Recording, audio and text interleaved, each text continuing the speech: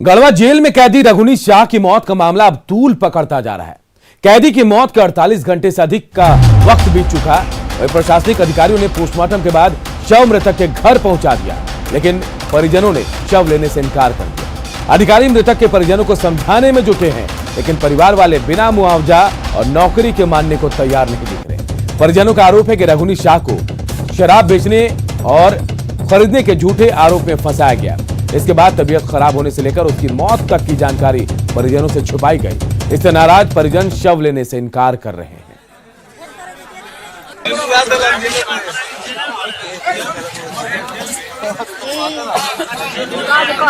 मांग है कि जब पिताजी की तबीयत खराब हुआ तो कोई सूचना नहीं दी है, प्लस में कि अपना डेट कर दिए तब भी नहीं सूचना दी है।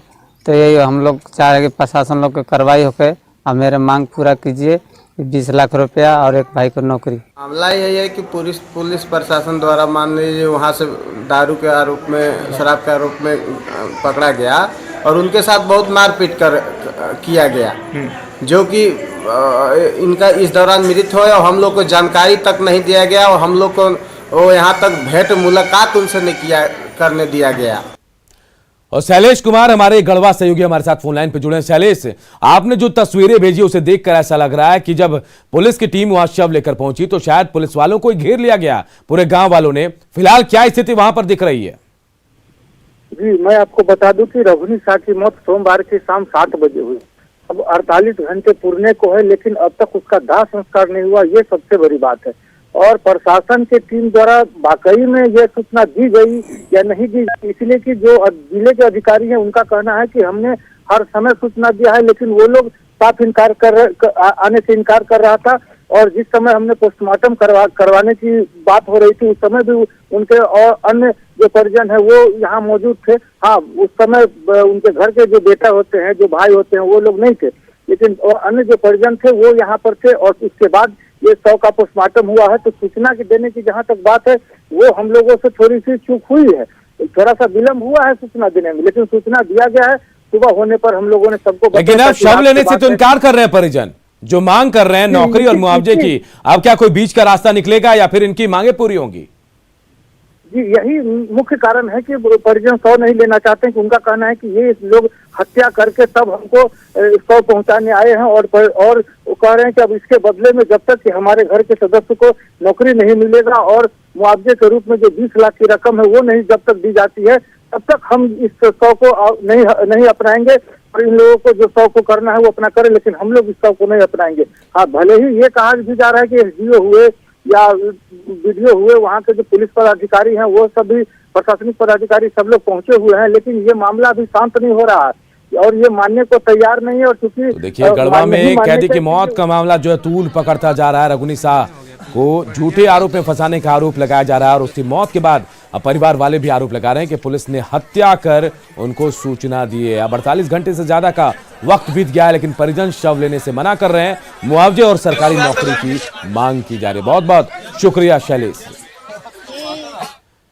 इधर हजारीबाग सदर प्रखंड के कई गांवों में केरोसिन तेल से लैंप जलाने के दौरान कई हादसे हुए। अलग अलग हादसों में करीब 1 दर्जन लोगों के घायल होने की खबर है। हादसे में एक बच्चे की मौत भी हो गई, जबकि 3 लोगों की हालत गंभीर बनी हुई। उन्हें रांची के रिम्स में इलाज के लिए भर्ती कराया गया है। यह हादसा तेल में गड़बड़ी के कारण हुए हैं। बताया जा रहा है कि केरोसिन डालने के बाद जब लैंप को जलाया जाता है तो उसमें विस्फोट हो जा रहा है। सभी लोगों ने स्थानीय पीडीएस डीलर से तेल लिया था, जिसमें विस्फोट की घटनाएं इसी से हो रही है। स्थानीय प्रशासन ने लोगों से केरोसिन तेल का इस्तेमाल फिलहाल रोक देने की अपील की है।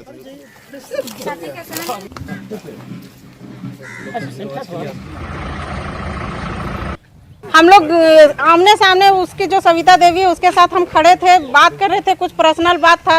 और घर गए हम, बिजली कटी तो उसके 10 मिनट के बाद हम लोग घर पर बैठे थे, अचानक विस्फोट हुआ ना, तो आवाज़ किया घर पर। तो हम लोग बाहर निकले तो देखते हैं बहुत जोर से आग मतलब कि निकल रहा था। वहाँ फिर घर पहुँचे तो वहाँ लोग थे, वहाँ पर भैया सब दीदी थी तो उसको बुता रही थी, तो उसको बुझाई। उसके बाद देखें कि बहुत ज़्यादा जल चुकी थी। फिर उसको सब फिर थोड़ा देर के बाद वहाँ लोग सब जमा हो गए, उसको फिर तुरंत उसको कपड़ा वपड़ा चेंज वगैरह करके गाड़ी बुलाकर उसको हॉस्पिटल ले गए। बच्चा एक था 15 साल का, 11 साल का, पुतहू थी 35 साल का सविता, और उसी के बीच हम लोग बैठे हुए थे वहारी पर यहीं पर, उसको सामने एक लालटेन में तेल डाल रहे थे और डालने के बाद में उसमें जो तेल था वो स्फोट कर गया। स्फोट होने पर पूरा घर में पूरा आग लग गया। तो लोग अगल बगल के दौड़ा, उसके बाद वो लोग को बचाया, खींच के लिया। अगर नहीं आते लोग अगल बगल के तो तीनों खत्म हो जाते हैं। यही तो है सर, इसलिए एक विकलांग हम हैं, हमारा लिए कुछ सहायता हो रहा है। इस बार जो जन वितरण की दुकान से किरोसिन तेल का वितरण किया गया है, उसमें या तो मैन्युफैक्चरिंग डिफेक्ट है या तो मिलावट है, ऐसा प्रतीत होता है। क्योंकि मिट्टी के तेल जलाने के क्रम में उसमें विस्फोट हो जा रही है, जिससे दर्जनों लोग घायल हुए हैं, जिसमें लोग 10% से लेकर 70% तक लोग घायल हुए हैं। और ये बृहद पैमाने पर हुआ है, क्योंकि लगभग हम लगता है कि 20,000 कार्डधारियों को बीच में तेल गया है। वो तो जांच के बाद ही पता चल पाएगा कि तेल में कुछ मिलावट है या कुछ और कुछ इसमें केमिकल मिक्स है। जांच के बाद ही पता चलेगा। सर, कितने घर में घटना घटी आपके क्षेत्र में अगर बात की जाए तो? अमनारी गांव में अभी तक हम लोग को दो घटना पता चल चुका है और यहाँ का भी अभी तक पता चल रहा है। हजारीबाग में लैंप विस्फोट की घटनाओं में घायल 3 लोगों का रांची के रिम्स में इलाज चल रहा है, जिनकी स्थिति गंभीर बनी हुई है। परिवार के लोगों ने बताया कि लालटेन में किरासन तेल डालने के समय तेज आवाज के साथ विस्फोट हुआ और जिस गैलन में केरोसिन रखा गया था वहां भी विस्फोट हुआ है। दूसरा विस्फोट आग तापने के समय केरोसिन तेल के उपयोग के वक्त हुआ। पीड़ितों ने पूरे मामले में उच्च स्तरीय जांच की मांग सरकार से की है। सुबह उठा, बोर्सी जला रहा था, किरासन भूत गया बोर्सी, तो किरासन तेल थोड़ा डालने पर बस हड़क गया, धर गया, कपड़ा धर गया मुँह का। कि हमारी सरकार क्या हमारे घर परिवार, हमारे 2 बच्चे, मेरी वाइफ और हम लोग ये 4 ही बच्चे हैं और हमारे तीनों एडमिट हो गया। हम क्या करें बताए, हम इसके एकदम व्याकुल हैं, इसमें हम क्या करें कि नहीं करें, हमको कुछ समझ में नहीं आ रहा। क्या लगता है कैसे ब्लास्ट हुआ? ये ब्लास्ट हो रहा है कि हमको लग रहा है कि जैसे मिट्टी का तेल जो आ रहा है ना कंट्रोल में, मतलब डीलर के पास में, कि उसमें कुछ मतलब केमिकल्स मिला हुआ है, इसकी वजह से हमको हो रहा है, महसूस हो रहा है कि मतलब कन्फर्म लग रहा है कि तभी तो हो रहा है। हम मिट्टी तेल जो उठाते हैं हम डीलर के यहाँ से उठाते हैं भाई, तो हमारी सरकार भेजती तो वही तो मिट्टी तेल लाते हैं, जो हमारे मिलता है कोटा, जो 1 लीटर 1.5 लीटर वही लाते हैं, उसी से हम जलाते हैं, तो उसी से हो रहा है ये। गोपालगंज में जहरीली शराब पीने से गुमला के 2 मजदूरों की मौत की आशंका के बाद प्रशासन भी हरकत में आया है। डीएम के आदेश पर मंडोलिया के मटिया गांव में छापेमारी की गई। हालांकि छापेमारी में शराब की बरामदगी नहीं हुई। डीएम ने कहा कि जांच चल रही है और दोषी पाए जाने पर लापरवाही बरतने वालों के खिलाफ कार्रवाई भी होगी। पोस्टमार्टम रिपोर्ट के बाद जांच के लिए बिस्तरा रिपोर्ट सुरक्षित रखा जाएगा। तो देखिए, गुमला के 2 मजदूरों की मौत गोपालगंज में हुई है और बताया जा रहा है कि जहरीली शराब पीने से ये मौत हुई है। मझौलिया के मजीठिया गांव की घटना है। हालांकि डीएम ने इस मामले में संज्ञान लिया है और कहा कि पोस्टमार्टम रिपोर्ट आती है, उसके बाद जो भी दोषी पाए जाएंगे उनके खिलाफ कार्रवाई की जाएगी। ये दोनों लोग गुमला के रहने वाले, झारखंड के गुमला में और मझौलिया में एक ईंट भट्टे में काम करते थे।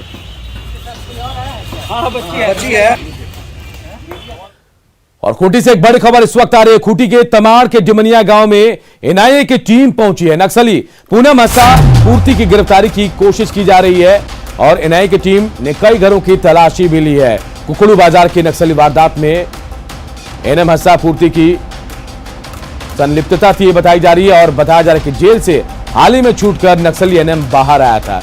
एनआईए की टीम को देखकर जंगल में एनएम जो है वो फरार हो गया है। तो खूंटी से बड़ी खबर आ रही है, जहां एनएम हस्सा जो नक्सली, उसकी गिरफ्तारी के लिए एनआईए की टीम वहां पहुंची हुई है और एनआईए की टीम को देखकर नक्सली जो है एनएम हस्सा वो जंगल में फरार हो गया है। तो खूंटी से बड़ी खबर, खूंटी के तमाड़ के डिमनिया गांव में एनआईए की टीम पहुंची है। नक्सली एनएम हस्सा पूर्ति की गिरफ्तारी के लिए एनआईए की टीम वहां पहुंची है। एनआईए की टीम ने घर की तलाशी भी ली है। लोहरदगा में मंगलवार को हुए विस्फोट में शहीद जवान का पार्थिव शरीर जब गुमला पहुंचा, जहां जिला पुलिस के साथ एसपी जो हैं जनार्दन और एचपी जनार्दन और एएसपी विजेंद्र कुमार मिश्रा समेत कई लोगों ने माल्यार्पण कर उन्हें आखिरी विदाई दी। इस दौरान सभी ने कहा कि जवान की शहादत बेकार नहीं जाएगी और वो इस घटना का बदला भी लेंगे।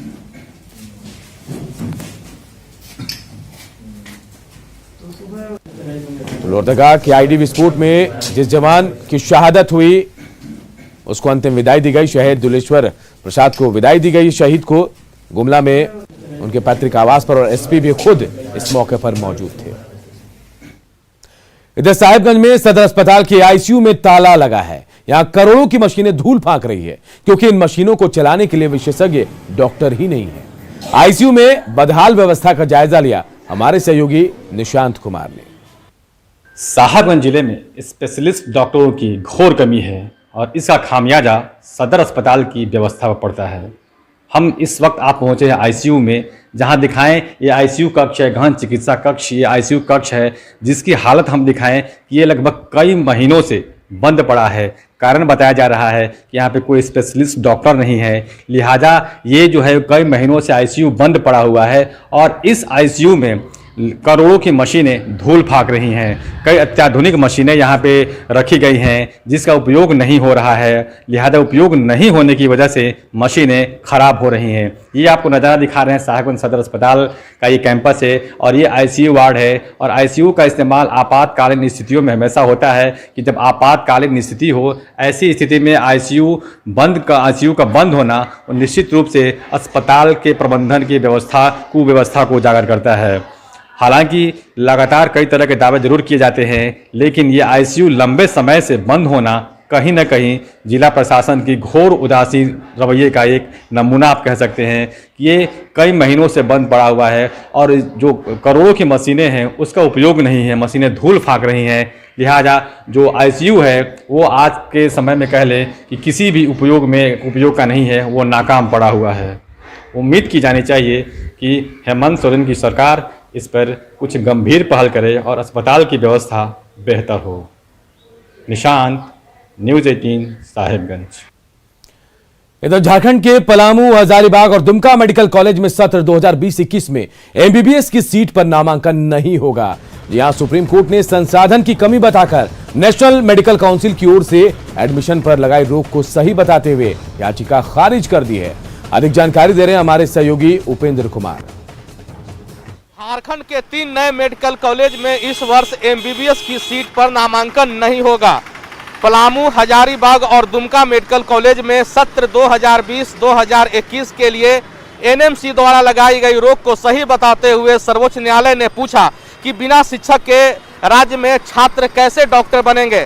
सवाल अपने आप में काफ़ी गंभीर है कि मेडिकल जैसी पढ़ाई के लिए एनएमसी ने इसीलिए तीनों मेडिकल कॉलेज में रोक लगाई थी कि तीनों मेडिकल कॉलेज में पर्याप्त मात्रा में शिक्षक नहीं है, कई तरह की जो संसाधन है उसकी कमी है। सर्वोच्च न्यायालय ने इस पर भी आपत्ति जताई कि पिछले वर्ष जो एफिडेविट कोर्ट में देकर कहा गया था कि 1 साल के अंदर सभी तैयारियां पूरी कर ली गई है, उसको भी पूरा नहीं किया गया है। ऐसे में कैसे फिर से एमबीबीएस की सीटों पर नामांकन का इजाज़त दिया जा सकता है। अब सवाल यह है कि राज्य में मेडिकल कॉलेज के नाम बदलने में अक्सर या फिर गंभीर दिखने वाली सरकार ने पिछले 1 वर्ष में अपने संसाधन क्यों नहीं दुरुस्त किए। उपेंद्र कुमार, न्यूज़ 18 रांची। सरायकेला के आदित्यपुर में एक नाबालिग को धर्म विशेष के युवक पर भगा कर ले जाने का आरोप लगा है। आरोपी युवक जमशेदपुर के धतकीडी का रहने वाला है। कल से लापता लड़की की ओर से उसकी बड़ी बहन को खरकई टीओपी के पास बुलाया गया। इस दौरान समझाने की कोशिश करने पर आरोपी और उसके दोस्तों ने उसे जान से मारने की धमकी भी दी। इस मामले को लेकर आदित्यपुर थाने में प्राथमिकी भी दर्ज कराई गई है। वहीं विश्व हिंदू परिषद ने इसे लव जिहाद का मामला बताते हुए पुलिस से तत्काल सख्त कानूनी कार्रवाई की मांग की। वहीं पुलिस पूरे मामले की छानबीन में जुटी है। बुझाने की कोशिश किए वहाँ पर ही पुलिया में मिली थी, पुलिया के सामने उसको समझाने बुझाने की कोशिश की। तब तक वो अपना माँ को बुला लिया। फिर उसके बाद हमको ये धमकी देने लगा कि तुमको काटेंगे, मारेंगे, मार के फेंक देंगे। फिर उसके बाद सब 2-4 लड़का फिर वहाँ पर उन लोग के साथ आया था। उसमें से एक लड़का मेरे को बोला कि तुम मेरे साथ शादी कर लो, 2 बच्चा को भी रखेंगे। तुम जमशेदपुर शहर में बहुत ज्यादा लाभ ज्यादा हो रहा है। जो इसका द्वारा हिंदू लोग का घर का लड़की को, माँ बहन लोग को छेड़ा जा रहा है, ले जा रहा है, शादी करके धर्म अंतर करवा रहा है और ये सब जो हो रहा है ये एक साजिश का दर है। राजधानी रांची की शान जयपाल सिंह मुंडा स्टेडियम वर्तमान में बदहाल है, लेकिन अब इसके दिन बहुरने वाले हैं। नगर विकास विभाग के सहयोग से 5 करोड़ की लागत से जयपाल सिंह मुंडा स्टेडियम का जीर्णोद्धार किया जाएगा। स्टेडियम में फ्लड लाइट्स लगाई जाएगी ताकि लोग रात में भी खेल सके। रांची नगर निगम ने स्टेडियम के जीर्णोद्धार का खाका तैयार कर लिया और जल्द ही इसका टेंडर भी निकाला जाएगा। आपको बता दें कि साल 1928 में ओलंपिक में इंडिया को गोल्ड मेडल दिलाने वाली हॉकी टीम के कैप्टन मारंग गोम के जयपाल सिंह की याद में स्टेडियम बनाया गया, लेकिन धीरे धीरे इसकी सूरत बिगड़ती चली गई और आज ये स्टेडियम कम कचरे का ढेर ज्यादा नजर आता है। अच्छी श्रद्धांजलि क्या होगी कि एक खेल का मैदान प्रॉपर वे में बने और वो रांची की जनता को सुपुर्द हो। हम लोग उसी पर काम कर रहे हैं। उस जयपाल सिंह स्टेडियम को चारों तरफ से कैसे ठीक किया जाए, एक अच्छा मैदान कैसे निकाला जाए और स्टेडियम जो जीर्ण अवस्था में है उसको तोड़ के एक छोटा सा गैलरी, पब्लिक गैलरी बनाते हुए और 2-4 रूम उस गैलरी के नीचे ही बनाते हुए पूरा मैदान का आकार का वो स्टेडियम बने और एक भव्य मूर्ति उनकी लगे जिसको देख के हम हमेशा उनको याद कर सके, ऐसी हमारी परिकल्पना है। साहेबगंज में अब मशरूम लैब बनेगा। कृषि विज्ञान केंद्र परिसर में लैब लगभग बनकर तैयार है। इसके जरिए मशरूम के बीज का उत्पादन अब संभव हो सकेगा। पहले मशरूम उत्पादन से जुड़े किसान या अन्य लोगों को रांची या भागलपुर से बीज मंगाना पड़ता था। केंद्र के समन्वयक ने बताया कि इससे मशरूम उत्पादक किसानों को अच्छी गुणवत्ता के अलग अलग किस्म के मशरूम मिल पाएंगे। साथ ही मशरूम उत्पादन बढ़ाकर आय को भी बढ़ाया जा सकेगा। अधिक जानकारी दे रहे हमारे सहयोगी निशांत कुमार। केंद्र में जिला प्रशासन के कृषि विज्ञान केंद्र में जिला प्रशासन के सहायता से मशरूम बीज उत्पादन प्रयोगशाला जो है उसका निर्माण हो रहा है और इसके लिए जो इक्विपमेंट्स की आवश्यकता होती है वो हमारे यहाँ तक आ गया है और 1 सप्ताह के अंदर ये हमारा लैब जो है वो शुरू हो जाए। झारखंड में हजारों की संख्या में सरकारी और प्राइवेट स्कूल शिक्षा की अलग जगा रहे हैं, लेकिन आज बात ऐसे स्कूल की जो सामाजिक सहयोग से संचालित स्कूलों की श्रेणी में शामिल है। आपको जानकर हैरानी होगी कि ऐसे स्कूल 2-4 नहीं बल्कि इनकी संख्या 26 के आंकड़े को छू चुकी है। ये तमाम स्कूल रात्रि पाठशाला के नाम से संचालित हो रहे हैं।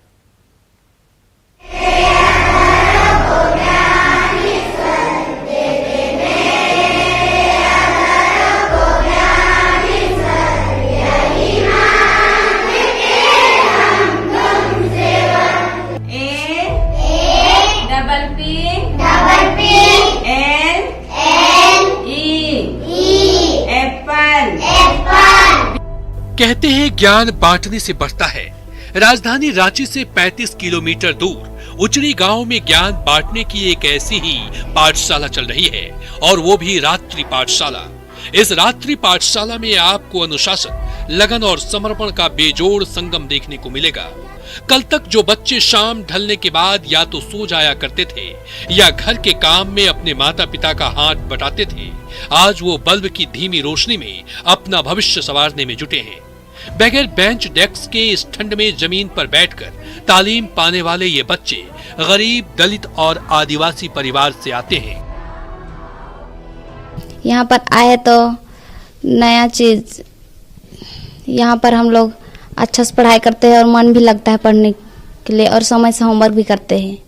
रेलगाड़ी गाड़ी करती छुक छुक छुक, लंबू कहता रुक रुक रुक, डिब्बा कहता घुस घुस घुस, गाड़ी चलती छुक छुक छुक। आगे थी एक भैंस खड़ी, गाड़ी से वो नहीं डरी, गाड़ी रुक गई चूं चार, भैंस गिर पड़ी धड़ा। लंबू था बिना टिकट, उतर के भागा टिक टिक टिक, आगे जाकर पकड़ा गया, बिना टिकट का मजा आ गया। हम लोग यहाँ आके सर लोग, हम लोग नहीं समझते हैं तो सर लोग बताते हैं, बोर्ड मास नहीं समझते तो बोर्ड मास अच्छा से एक्सप्लेन करते हैं। मांडर विधानसभा क्षेत्र का उचरी गांव विकास की दौड़ में बहुत ज्यादा आगे नहीं बढ़ पाया है। ऐसे में गांव में आखिर कैसे हुई रात्रि पाठशाला की शुरुआत और क्या है इसका मकसद, खुद जानिए यहाँ निःशुल्क पढ़ाने वाले शिक्षकों से। ठीक है, स्थान में क्या आ जाएगा? कोई भी स्थान का नाम बोलो। रांची। जब हम लोग अपनी गांव की समस्या पूर्व आईपीएस डॉक्टर अरुण उरांव के समक्ष रखे, तब फिर उन्होंने हम लोग को बुलाया, बैठाया सामने, फिर हम लोग से पूछा गया कि किस तरह से करने से गांव में सुधार होगी। तो फिर वहां से फिर वो यहाँ गांव चल के आए, फिर इस तरह से रात्रि पाठशाला की शुरुआत हुआ कि गांव के जितने भी बच्चे वो लोग भी आगे बढ़े, अच्छा से पढ़ाई करें। कहे कि यहाँ गांव में अच्छा से जो अभिभावक होते हैं ध्यान नहीं दे पाते हैं बच्चों पर, वो अपने काम पर बस ध्यान देते हैं, वो कमाई और बस यहाँ तक देते हैं। इसलिए उचरी गांव के लोग बाबा कार्तिक उरांव के नाम से संचालित इस रात्रि पाठशाला में अपने बच्चों का उज्जवल भविष्य देख रहे हैं। गांव का ये रात्रि पाठशाला बच्चों को शिक्षित करने के साथ साथ उन्हें उनकी संस्कृति के साथ जुड़े रहने का भी पाठ पढ़ा रहा है।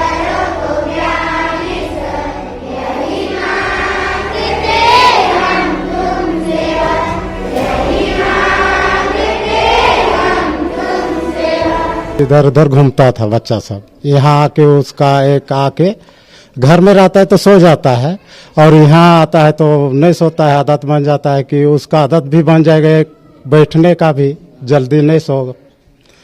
और जिसके उसको यहाँ सिखाया जाता है कि बोलने का भी, व्यवहार किसी से, बड़ों या छोटों से किस तरह से बात करने का। उचरी गांव की ये रात्रि पाठशाला झारखंड के लिए आदर्श पाठशाला से कम नहीं, खासकर तब जब सामाजिक सहयोग से ऐसी पाठशाला का संचालन हो रहा हो, क्योंकि जब सरकार की सोच और विभाग की पहुंच एक सीमा पर आकर ठहर जाती है, तब सामाजिक पहल ही बदलाव की नई दिशा तय कर सकता है। रांची से न्यूज़ 18 के लिए अविनाश कुमार की रिपोर्ट। एक जीनियस की पहचान छोटी उम्र से ही हो जाती है और ये अपना कमाल छोटी उम्र से ही दिखाना शुरू कर देते हैं। नेटवर्क 18 की इस पहल में भी कुछ ऐसे ही जीनियस को आपके सामने ला रहा है नेटवर्क 18 की खास पेशकश बायजूस यंग जीनियस में। जी हां, इस बार हमारे साथ जुड़े सरदार सिंह और गगन नारंग इन बच्चों का उत्साह बढ़ाने के लिए। देखना ना भूले बायजूस यंग जीनियस 20 फरवरी शाम 7:30 बजे न्यूज़ 18 बिहार झारखंड पर।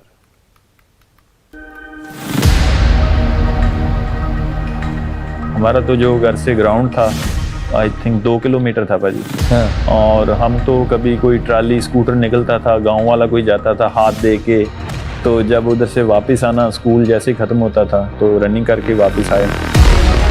हरे रंग के कितने शेड्स हमको नेचर में मिलते हैं, आपको पता है?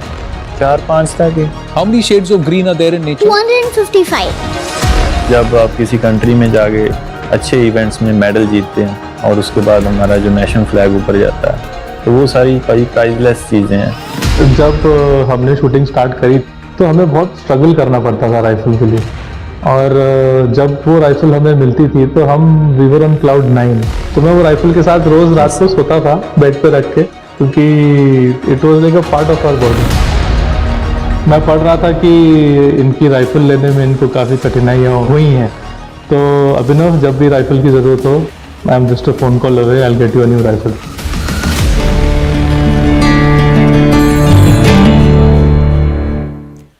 और इस बुलेटिन में इतना ही, लेकिन खबरें लगातार जारी है। देखते रहिए न्यूज़ 18 बिहार झारखंड।